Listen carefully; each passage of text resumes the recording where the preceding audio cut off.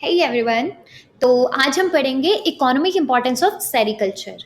यानी ये silk worm पालना और सिल्क बनाने वाला काम इकोनॉमिक और सोसाइटी के लिए कितना ज़्यादा यूजफुल है। Contribution to economy and society provides livelihood to millions of people especially in rural areas, and engages farmers, women, and small landholders in mulberry cultivation and silkworm rearing. देखिए, sericulture का सबसे पहला benefit है रोजगार देना। India में 10 लाख से ज़्यादा लोग डायरेक्टली सेरिकल्चर से जुड़े हुए हैं और मोस्टली ये लोग रूरल एरियाज में होते हैं, चाहे फार्मर्स हो, लैंडलेस लेबर हो या छोटी लैंड होल्डिंग वाले, सब इसमें काम कर सकते हैं। मलबरी उगाना, लीव्स काटना, सिल्क वॉर्म रियर करना, कुकून निकालना या रीलिंग करना, सब कुछ एक एम्प्लॉयमेंट चेन बनाता है। इंडिया के सर्दर्न स्टेट्स जैसे कर्नाटका, तमिलनाडु, आंध्र प्रदेश इसमें टॉप कंट्रीब्यूटर्स हैं।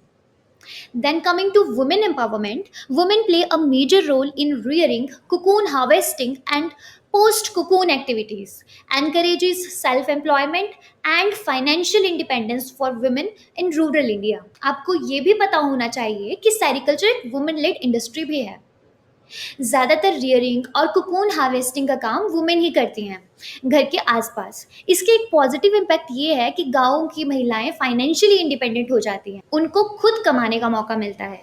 और गवर्नमेंट स्कीम्स में भी सेल्फ हेल्प ग्रुप्स होते हैं और वुमेन क्लस्टर्स होते हैं जिनको ट्रेनिंग दी जाती है और सब्सिडी भी दी जाती है।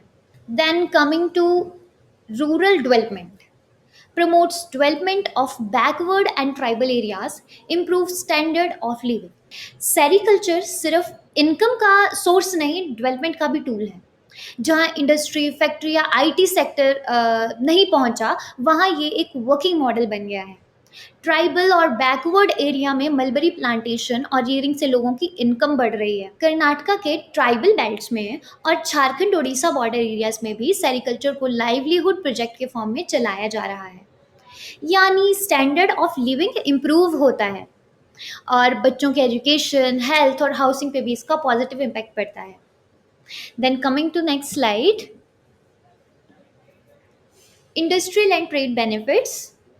Role in textile industry provides raw silk for handloom and textile sectors, supports production of value added products, sarees, garments, scarves, etc., generates employment in weaving, dyeing and garment। Silk का सबसे बड़ा use होता है textile industry में। जो raw silk आप Bombyx मोरी के cocoon से निकालते हैं, उससे साड़ी, कुर्ता, दुपट्टा, बेडशीट्स, स्टॉल्स सब बनाए जाते हैं। सिल्क हैंडलूम इंडस्ट्री में असम, वाराणसी, मैसूर, कांचीपुरम जैसे प्लेसेस बहुत फेमस है और ये पूरा एक इकोसिस्टम क्रिएट करता है। वीवर्स, डायर्स, टेलर्स, डिजाइनर्स सबको काम मिलता है इससे।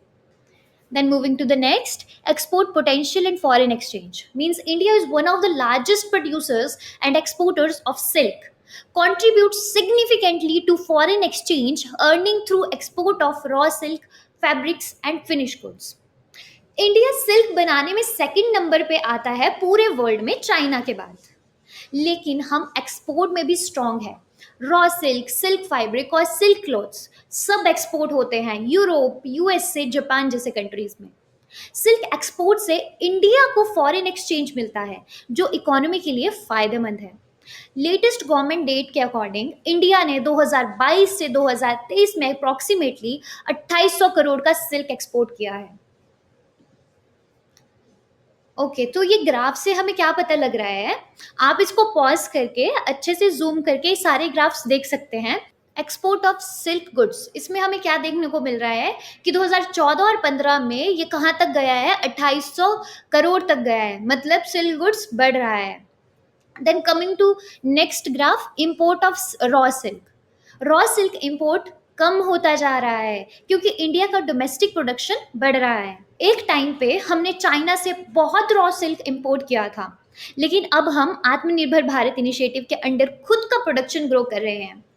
इस ग्राफ से ये भी दिख रहा है कि 2005 के बाद से इंडिया का सेल्फ सफिशिएंसी इंप्रूव हुआ है, जो एक पॉजिटिव साइन है for sericulture industry. Now let's move on to the next slide. Okay, sustainable agriculture promotes eco-friendly farming with minimal impact on environment. encourages integrated farming system alongside agriculture. Sericulture को sustainable farming का part माना जाता है। Mulberry एक ऐसा crop है जो organic manure से ग्रो हो सकता है। ज़्यादा केमिकल फर्टिलाइजर्स की ज़रूरत नहीं होती इसमें। और जब आप इसको एग्रीकल्चर के साथ इंटीग्रेट करते हो, जैसे एक तरफ पैडी, एक तरफ मलबेरी, तो एक साथ मल्टीपल इनकम सोर्स बन जाते हैं। ये सिस्टम लो कॉस्ट और इको फ्रेंडली होता है, specially for small farmers. So this is the economic importance of sericulture.